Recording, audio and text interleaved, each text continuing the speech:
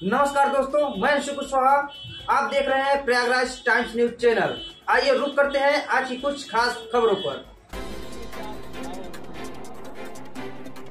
कल महाकुंभ के महापर्व में अब तक की सबसे बड़ी भीड़ अपेक्षित है।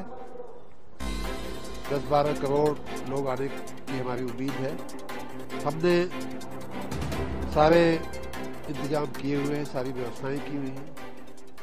ट्रैफिक मैनेजमेंट से लेकर के आर्टिफिशियल इंटेलिजेंस वाले कैमरे, पीने के पानी के लिए वाटर एटीएम, शौचालय, बिजली के खंभों पे नंबरिंग, यहाँ घाटों के किनारे आप देख सकते हैं कि जो खंभे लगे हुए हैं उन पे भी नंबरिंग की गई है।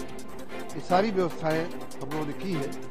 लेकिन तीर्थ यात्रियों को मैं 1 मिनट में कुछ बातें ध्यान में रखने लायक अवश्य बताना चाहूंगा। पहली बात तो ये है कि जिस भी मार्ग से वो आ रहे हैं, अगर अपने वाहन से आ रहे हैं तो एक उसकी जो निर्धारित पार्किंग है, वहां जब आप पार्क करेंगे तो उस पार्किंग को आपको याद रखना चाहिए। इस मार्ग की किस पार्किंग नंबर पे आपका वाहन खड़ा है। वहां से आपके लिए जो सबसे नजदीक का घाट है उसके बारे में वहां पूछ लेना चाहिए कि हम किस घाट पे जाएं, किधर से जाएं, तो हमारे लिए सुविधा रहेगी। ये दूसरी बात होगी। तीसरी बात कि अगर आप बस से आ रहे हैं, पब्लिक ट्रांसपोर्ट से आ रहे हैं, तो किस बस स्टेशन पे आप उतरे हैं उसे याद रखना चाहिए और वहां से किस घाट पे आपको जाना चाहिए उसे आप वहां पूछ लें और फिर वापस उसी बस स्टेशन पे वहां की सर्विस के लिए आपको वो सर्विस मिलेगी। तीसरी बात, रेलवे की भी बहुत सारी सेवाएं इसमें चलाई गई हैं, स्पेशल सेवाएं भी चलाई गई हैं। यहाँ प्रयाग में या उसके आसपास के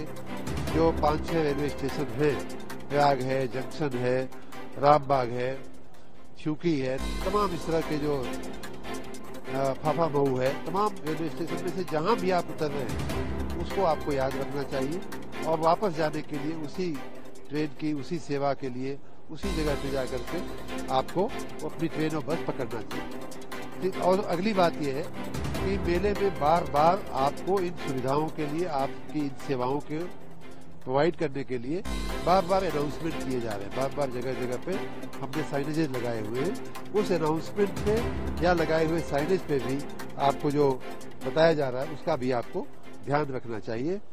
और यहाँ जब घाट पे आप पहुंचे या बीच में यात्रा में हो तो अपने स्वजनों के साथ रहें, उनके ग्रुप में रहें। ऐसा एक आगे चलने का, एक पीछे चलने की आदत अगर हो तो उसके साथ उससे बचें। आप सबका साथ, सबके हाथ पकड़ करके अगर चलेंगे तो आपको सुविधा रहेगी।